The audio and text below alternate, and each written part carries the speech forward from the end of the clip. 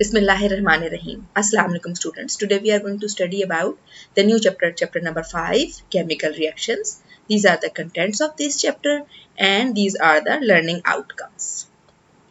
As you remember that every element is made up of atom. Atom is the smallest particle of an element that takes part in a chemical reaction. When two or more atoms combine, they make a bigger particle which is known as molecule. Molecule is the smallest particle of a substance that can exist separately and still remain its characteristics. For example, hydrogen, water. अब ये जो hydrogen आपको नजर आ रहा है, इसमें जो H2 है, ये 2 जो है इस मॉलिक्यूल का हिस्सा है. ये हाइड्रोजन गैस का मॉलिक्यूल में 2 हाइड्रोजन एक दूसरे के साथ अटैच होते हैं. जो सबस्क्रिप्ट के फॉर्म में छोटा जो नंबर दिया होता है, ये मॉलिक्यूल का हिस्सा होता है, इसके केमिकल फार्मूला का हिस्सा होता है. वाटर का केमिकल फार्मूला क्या है? H2O. 2 हाइड्रोजन एक ऑक्सीजन के साथ रिएक्ट कर रहे हैं. वाटर हमेशा ऐसे ही होगा. कभी भी वाटर को हम चेंज नहीं कर सकते कि वाटर में हम अपनी मर्जी से हाइड्रोजन बढ़ा दें या कम कर दें, ऑक्सीजन बढ़ा दें या कम कर दें. अच्छा, जब सब्सटेंसेस रिएक्ट करते हैं तो एटम्स जो हैं वो चार्ज पार्टिकल्स बन जाते हैं, sometimes which are called ions. अगर उनके ऊपर पॉजिटिव चार्ज हो तो वो कहलाते हैं कैटाइंस. जैसे सोडियम का आयन Na के प्लस के फॉर्म में शो किया जाता है. When sodium atom loses an electron, it becomes sodium ion. And when certain atoms gain electron, they form negative charged ions which are called anions. जैसे ये chloride ion है. Chlorine के atom को एक इलेक्ट्रॉन की जरूरत होती है. जब उसे वो एक इलेक्ट्रॉन मिल जाता है तो क्लोराइड आयन बन जाता है Cl-. ये सारी बातें आपने पिछली क्लासेस में पढ़ी हुई. सो गिवन मॉलिक्यूल जो भी होता है उसके अंदर आयंस पॉजिटिव और नेगेटिव एक दूसरे के साथ मिलके रहते हैं और मॉलिक्यूल एज अ होल जो है वो इलेक्ट्रिकली न्यूट्रल होता है. एक एटम भी इलेक्ट्रिकली न्यूट्रल होता है क्योंकि उसमें जितने प्रोटॉन होते हैं उतने ही इलेक्ट्रॉन्स होते हैं, जितने पॉजिटिव उतने ही नेगेटिव. इसी तरह जो मॉलिक्यूल है वो भी इलेक्ट्रिकली न्यूट्रल होता है, जितने कैटाइंस होते हैं उसी के लिहाज से उसके अंदर एनाइंस होते हैं. Next are the chemical changes. Basically change 2 types के होते हैं, physical change and chemical change. Matter हमेशा चेंज होता रहता है, फिजिकली या केमिकली. फिजिकल चेंज जो है वो इजीली रिवर्सिबल होता है मोस्टली, और उसमें नए सब्सटेंसेस नहीं बनते. जैसे अगर हम वाटर को फ्रीज करें तो आइस बन जाएगी, आइस को मेल्ट करें तो वाटर बन जाएगा, वाटर को और हीट अप करें तो स्टीम बन जाएगी. ये सारी फिजिकल चेंजेस हैं. केमिकल चेंजेस की एग्जांपल कुछ यहाँ पे दी हुई हैं. जैसे अगर आप मिल्क में लेमन जूस डाल दें और फिर उसको बॉईल करें तो कॉटेज चीज बन जाएगी. This is curdling of milk. और इसमें जो इससे हम दोबारा मिल्क नहीं हासिल कर सकते. मिल्क को अगर हम फ्रीज करें फिर दोबारा हीट अप करें तो हमें मिल्क मिल जाएगा, लेकिन इस फॉर्म में जब कॉटेज चीज बन गई तो फिर हम उसको दोबारा मिल्क में कन्वर्ट नहीं कर सकते. प्रैक्टिकल एक है लैब में जो किया जा सकता है. मैग्नीशियम रिबन को अगर बंसन फ्लेम के ऊपर बर्न किया जाए तो वो बहुत ब्राइट फ्लेम के साथ बर्न करता है और मैग्नीशियम ऑक्साइड बनाता है. इसी तरह अगर आप किसी मेटालिक बाउल में थोड़ी सी चीनी डाल के उसको हीट अप करें तो पहले तो वो कैरामल बनने की जरा अच्छी सी खाने काबिल, फिर और बर्न करते जाएंगे तो वो ब्राउन होके ब्लैक हो जाएगी. अब ये जो चीज जो जल गई है चीनी, ये वाइट शुगर जो हम खाते हैं उससे शक्ल में, रंग में, टेस्ट में, सारी कैरेक्टरिस्टिक्स में, स्मेल में बिल्कुल डिफरेंट है. सो ये जितनी चेंजेस हैं, कॉटेज चीज का बनना, मैग्नीशियम का बर्न करके मैग्नीशियम ऑक्साइड बनाना, शुगर का बर्न होने के बाद कुछ और बन जाना, all of these are chemical changes which make new material, and these are generally irreversible processes. A chemical change is called a chemical reaction. A chemical change in which is one which is not easily reversible and in which a new substance is formed. Chemical change या chemical reaction में हमेशा कुछ reactants होते हैं जो आपस में react करके products बनाते हैं. एक रिएक्टेंट से कई प्रोडक्ट्स बन सकते हैं, कई रिएक्टेंट्स मिलके एक प्रोडक्ट बना सकते हैं. एनीवे, रिएक्टेंट्स इक्वेशन को लिखने का एक तरीका होता है. केमिकल इक्वेशन को एक एरो होता है जिसके 2 तरफ चीजें लिखी जाती हैं. एरो से पहले जो चीजें होती हैं वो कहलाती हैं रिएक्टेंट्स और एरो के बाद जो चीजें होती हैं वो कहलाती हैं products. A chemical reaction is a process that leads to the transformation of one set of chemical substances to another. One set of chemical substances क्या है? रिएक्टेंट्स, जो कि कन्वर्ट हो जा रहे हैं प्रोडक्ट्स में. केमिकल रिएक्शन में एक से ज़्यादा प्रोडक्ट्स भी बन सकते हैं और एक से ज़्यादा रिएक्टेंट्स भी हो सकते हैं.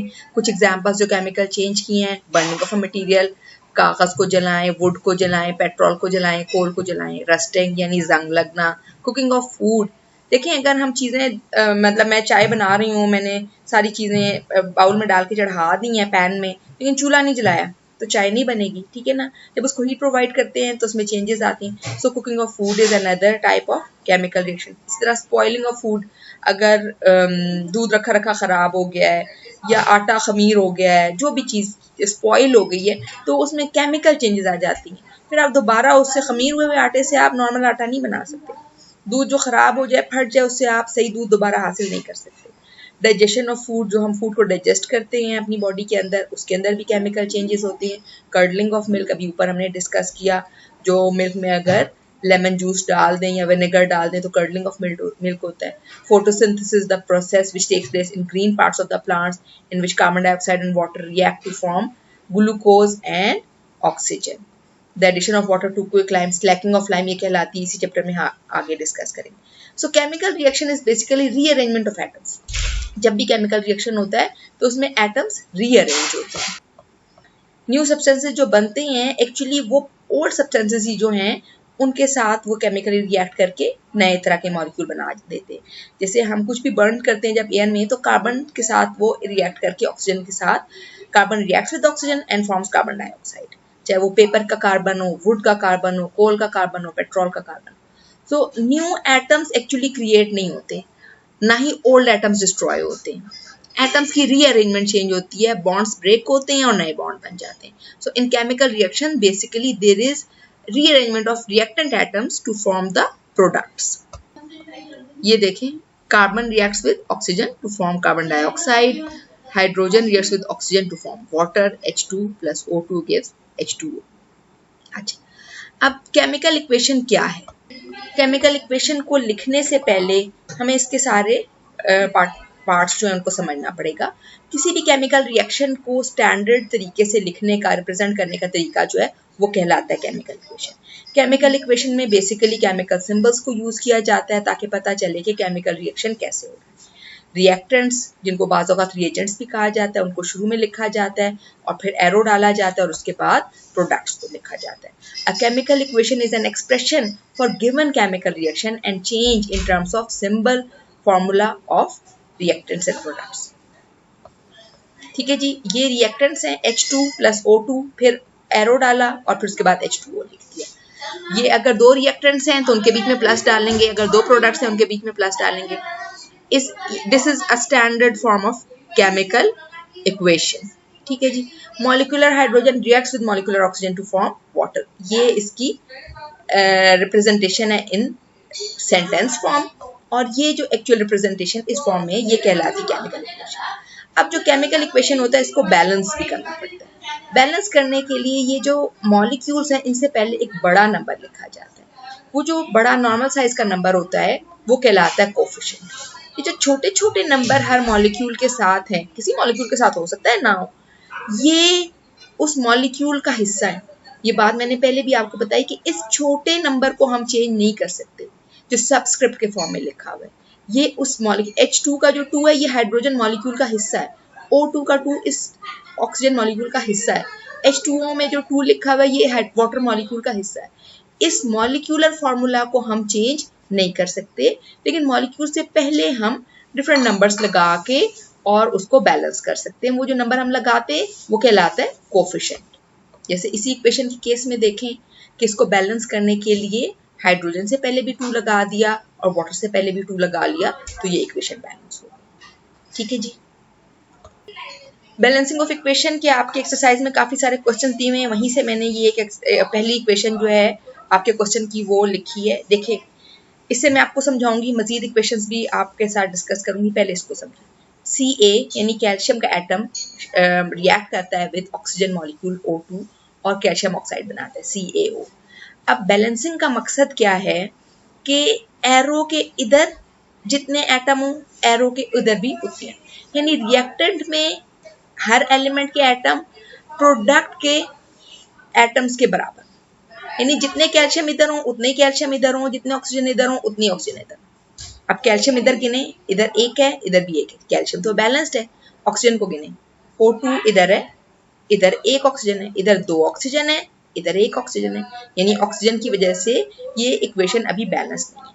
पहले स्टेप पे ये आपने क्वेश्चन वाली इक्वेशन लिखी, दूसरे स्टेप पे आप इस इक्वेशन को दोबारा लिखें और यहाँ पर आप 2 डाल दें। ये जो 2 आपने बड़ा डाला है ये आप डाल सकते हैं, ये कोफिशिएंट है। जब 2 डाला है इसका क्या मतलब है कि कैल्शियम ऑक्साइड के 2 मॉलिक्यूल्स, एक CaO नहीं 2 CaO, यानी कि ऑक्सीजन भी 2 हो गए, कैल्शियम भी 2 हो गए। इस बात को समझें कि 2 CaO का मतलब क्या है, CaO दो दफा, 2 CaO मीन्स CaO 2 दफा। ये जो बड़ा नंबर हमने पहले लिखा है इसका मतलब है कि ये पूरा मॉलिक्यूल 2 दफा है। अब 2 में देखें, 2 कैल्शियम है, 2 ऑक्सीजन है। अब ऑक्सीजन को गिनते हैं, इधर भी 2 ऑक्सीजन है प्रोडक्ट्स में और रिएक्टेंट्स में भी 2 ऑक्सीजन है, ऑक्सीजन बैलेंस हो गया। लेकिन यहाँ पे अब प्रोडक्ट में 2 कैल्शियम है और यहाँ पर एक ही कैल्शियम है। तो अब अगले स्टेप पे क्या करेंगे, या इसी स्टेप पे आप कर लें कि 2 इधर लगा दें। अब गिने, फिर इस इक्वेशन को लिखने की दूसरी बार लिखने की जरूरत नहीं है, इसको यहाँ से डिलीट कर देती हूँ मैं। यहाँ पे आप समझें, ये इक्वेशन रिएक्टेंट्स ये हैं, रिएक्टेंट में 2 कैल्शियम है, प्रोडक्ट में भी 2 कैल्शियम है, रिएक्टेंट में 2 ऑक्सीजन है, प्रोडक्ट में भी 2 ऑक्सीजन है, क्योंकि 2 CaO का मतलब है CaO का मॉलिक्यूल 2 दफा। Now in this way this equation is balanced. अब यहाँ पे आप इस इक्वेशन को देखिए, यहाँ पे हाइड्रोजन कितने हैं, 2, ऑक्सीजन कितने हैं, 2, रिएक्टेंट्स में 2 हाइड्रोजन 2 ऑक्सीजन, प्रोडक्ट में कितने हैं, 2 हाइड्रोजन है 1 ऑक्सीजन। अब क्योंकि यहाँ ऑक्सीजन कम है इसलिए एक 2 यहाँ लगाना पड़ेगा।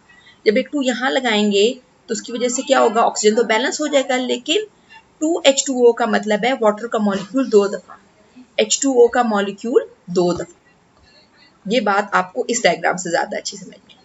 देखिए, ये एक हाइड्रोजन का मॉलिक्यूल है, ये एक ऑक्सीजन का मॉलिक्यूल है, ये एक वाटर का मॉलिक्यूल है। एक वाटर के मॉलिक्यूल में एक ऑक्सीजन है, 2 हाइड्रोजन है। हाइड्रोजन तो बैलेंस हुआ अगर हम इन दोनों को फिलहाल इग्नोर कर दें तो, लेकिन ऑक्सीजन बैलेंस नहीं है, इसके लिए हमने 2H2O लिखा। जब 2H2O लिखा तो यहाँ पे ऑक्सीजन तो 2 हो गए, ये बैलेंस हो गए, लेकिन हाइड्रोजन का अब मॉलिक्यूल वो भी हमें 2 चाहिए, इसलिए एक 2 इधर लगा देंगे। 2H2 यानी 2 हाइड्रोजन के मॉलिक्यूल एक ऑक्सीजन के मॉलिक्यूल से रिएक्ट करेंगे तो 2 वाटर के मॉलिक्यूल बन जाएंगे। इस तरह बैलेंस होगी। लेकिन कुछ इक्वेशंस बैलेंस ही होगी, जैसे कार्बन ऑक्सीजन के साथ रिएक्ट करके जब कार्बन डाइऑक्साइड बना रहा है तो एक कार्बन और 2 ऑक्सीजन रिएक्टेंट में है और प्रोडक्ट में देखें एक कार्बन और 2 ऑक्सीजन। ये इक्वेशन पहले ही बैलेंस्ड है। कुछ इक्वेशंस पहले ही बैलेंस्ड होती हैं, कुछ को आपने एक जगह 2 लगाना होता है, कुछ में 2 दफा 2 लगाना होता है और बाद में उससे भी ज्यादा। जैसे आपकी बुक में जो ये बैलेंसिंग ऑफ इक्वेशन की एग्जांपल दी हुई है, ये KClO3 जो रिएक्शन के बाद, इक्वेशन के बाद, इस एरो के बाद KCl+O2 बना रहा है। KClO3 में एक पोटाशियम है, एक क्लोरीन है और 3 ऑक्सीजन है, एक K, एक Cl और 3 ऑक्सीजन। और एरो के बाद क्या है, एक K, एक Cl और 2 ऑक्सीजन। अब इसको बैलेंस करने के लिए पहले क्या करेंगे, ये देखें, एक 2 अगर इधर लगाया इसको बैलेंस करने के लिए, क्योंकि यहाँ पे 3 ऑक्सीजन है, तो यहाँ पे इसको बैलेंस करने के लिए अब ये जब 2 लगाया है तो O3 और 2 यहाँ पे क्या हो गए, KClO3 का मॉलिक्यूल 2 दफा, O3 2 दफा क्या हो जाएगा, 6 ऑक्सीजन इधर हो गए। तो इसके लिए यहाँ पे ऑक्सीजन को बैलेंस करने के लिए 3 लगाना पड़ेगा। 3O2 का मतलब है ऑक्सीजन का मॉलिक्यूल 3 दफा, O2 + O2 + O2, तो ये 6 ऑक्सीजन हो गए। अब यहाँ और यहाँ ऑक्सीजन तो बैलेंस हो गए, लेकिन KCl यहाँ पे प्रोडक्ट में 1 1 है और यहाँ पे 2 2 है, एक 2 इधर लगा देंगे। तो इस 2 के लगने से क्या होगा कि 2 के इधर 2 के इधर, 2Cl इधर 2Cl इधर, O6 इधर हैं और O6 इधर। तो ये इक्वेशन इस तरह बैलेंस हुई है इतने कॉम्प्लेक्स तरीके के बाद। फाइनल चेक के लिए इस तरह आप एक टेबल बना सकते हैं कि number of atoms in reactants या number of atom in products.